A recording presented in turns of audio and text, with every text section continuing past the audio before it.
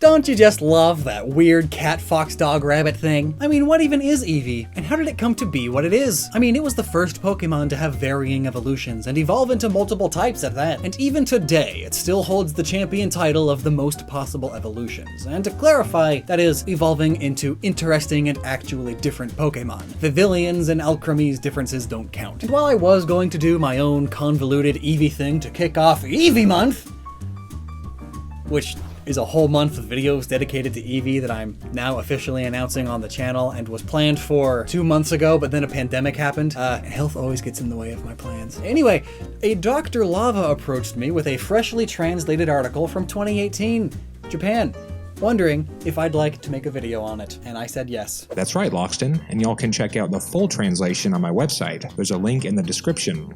My website and my YouTube channel are both all about lost Pokemon and developer interviews that never made it out of Japan, like the interview that Lockstin's about to cover in this video. In 2018, the Pokemon Company hosted an Eevee art exhibit in Tokyo and interviewed Eevee's designers to hear all about its creation back in the 90s. And in the process, they gave an inside scoop on how all Pokemon were created throughout the generations. Which is exactly what we're going to talk about today. You see, the big K-man himself, Ken Sugimori, attended, and you know him, the artist who's just been giving us these wonderful watercolor gems for years, and plus, he was the art director, which makes him have the final say on all Pokemon designs. Atsuko Nishida was also brought in for the interviews, as she was the first female Pokemon designer. She was added to the team because she could actually make cute Pokemon, unlike Sugimori, who specialized in the more monstrous designs. And they were also both joined by Motofumi Fujiwara, who you might actually not know. In fact, both Fujiwara and Nishida are rather secretive in comparison to Ken about their designs and work in the company. In fact, only now do we really know who Fujiwara has worked on because of this interview. So these three designers worked on Eevee. These are the artists who created this creature. And now, without dillying or dallying, I'll get into the meat of the conversation. Interview. You know what, I'm gonna just paraphrase. If you want the direct quotes verbatim, there's a link to the article below, which I highly recommend. It's over on Dr. Lava's website. It's super cool. So you ever wonder why Eevee exists, other than the extreme marketability in a game about creatures that evolve into other creatures? There actually is an interesting reason behind its existence. It's not just a designer's imagination at work here. Eevee was a specific request Mr. Satoshi Tajiri, the franchise creator, the big head honcho, made. He asked for a Pokemon to evolve into multiple types. And now I just want to go out and say, whoa, do you understand how cool that is?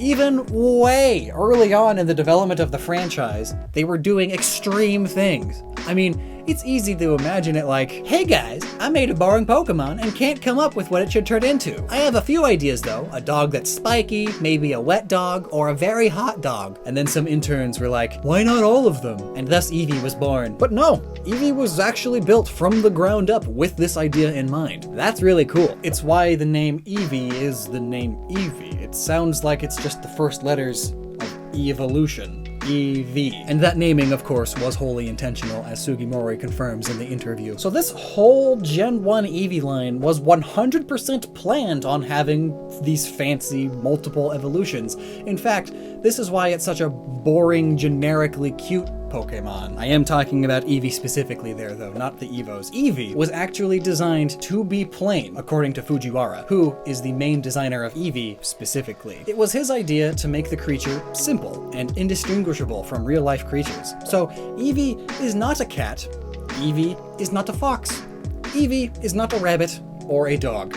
Instead, it ticks every box. Eevee is all of these, and thus, Eevee is nothing, like actually nothing. My life is a lie. I gotta go lay down. Ouch.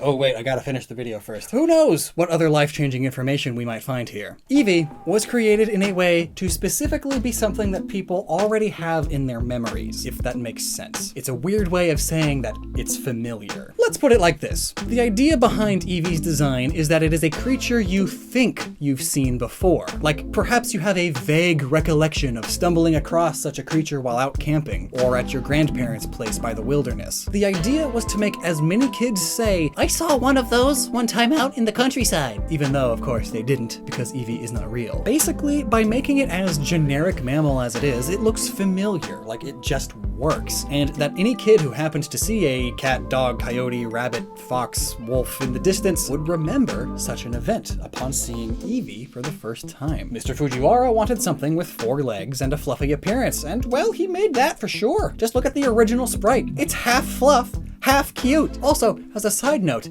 this was the original piece of art for Eevee. Back then, Sugimori didn't paint the Pokemon first to later be adapted to sprites. No, quite the opposite. The sprites came first. Yeah, every single one of the game's sprites were finished and put into the game before Ken got around to finally painting them in the signature official watercolor, which is one of the contributing factors to why a lot of the Pokemon had little design changes changed between the first and second versions of the games. Though, the biggest factor there is the animation department having inconsistencies, which Ken had to later specify the details on, so made all the fancy art. These changes were things like Zapdos and Dodrio gaining an extra toe, or Haunter and Raticate losing one, among many other changes. Another interesting fun fact here is that the designers had a bit of a hard time understanding scale.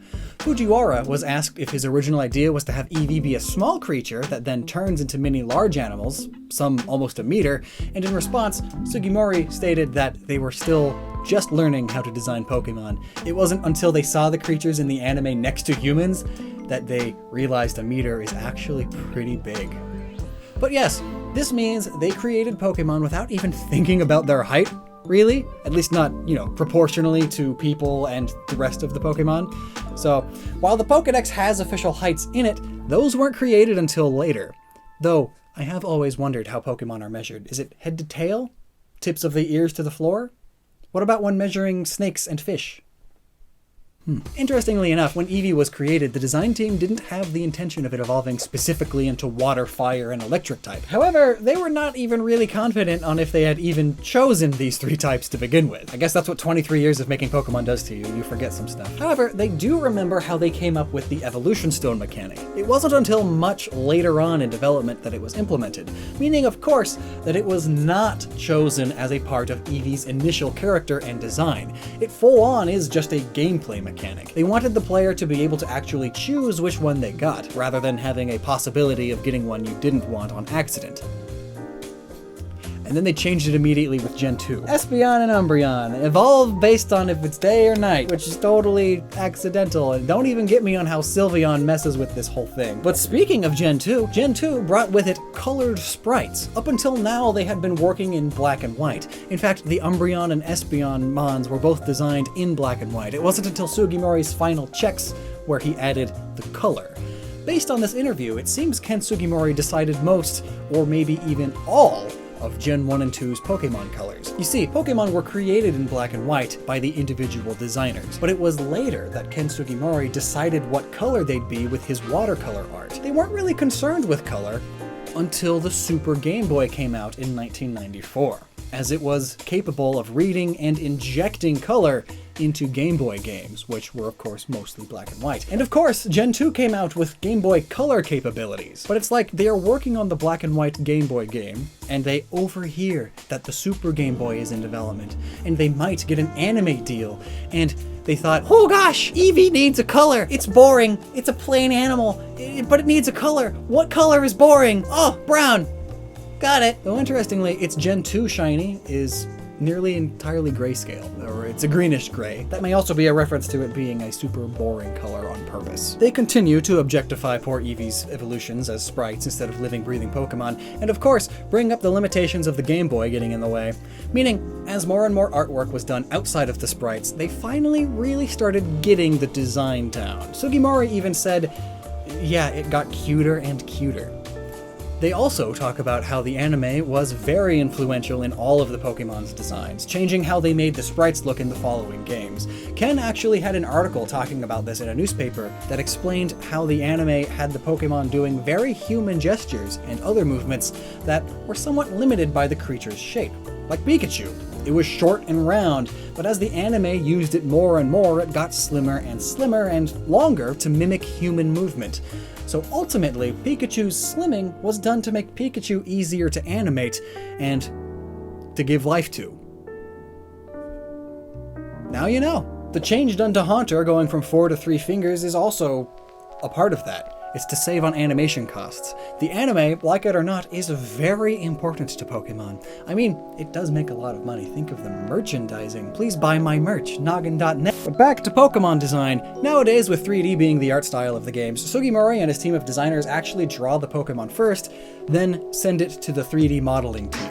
Also, in Gen 3, they actually went back and redid all of the official references and illustrations of Pokemon so that they would have a more consistent style, and so that the anime creators could have a better understanding of how they looked and how they moved. And by the time X and Y rolled around, the mainline games were now in full 3D, so they had to really start making more detailed reference sheets for everyone involved, as now they had to make the rest of the owl. If you understand that reference. Nowadays, Pokemon has a whole sheet of poses and references to how certain things interact with the Pokemon, but back in the 90s, there were only really 3 things. The front sprite, the back sprite, and Ken's watercolor image.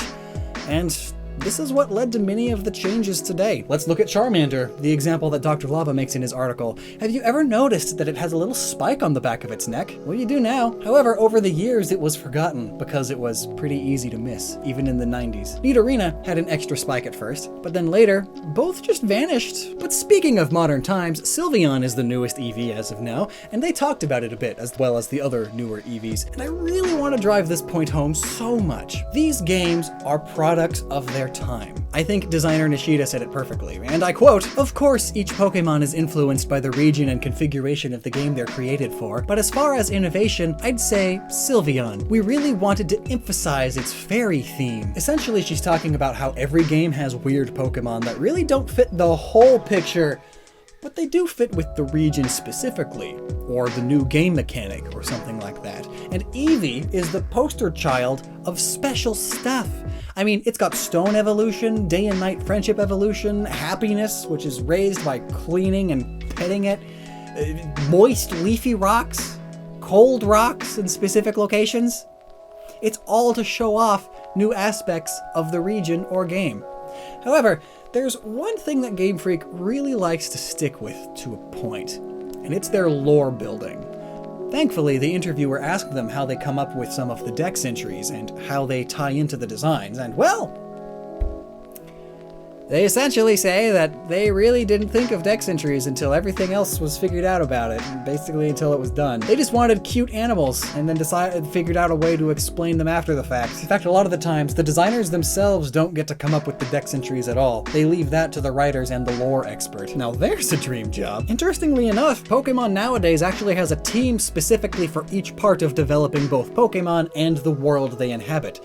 Sure, a designer could say, well, these ribbons on Sylveon are important, and then the writers will just take that into consideration. It may be mentioned in the decks, otherwise you'd best hope the anime decides to make its episode about the ribbon thing. Overall, the designs are so intentionally joined together. They all have that Eevee feel, even though they were primarily created by 2 very different designers. Sugimori himself stated that Fujiwara, who created most of them, tends to be best at creating very simple and nice designs, whereas Nishida creates flashy and elegant designs.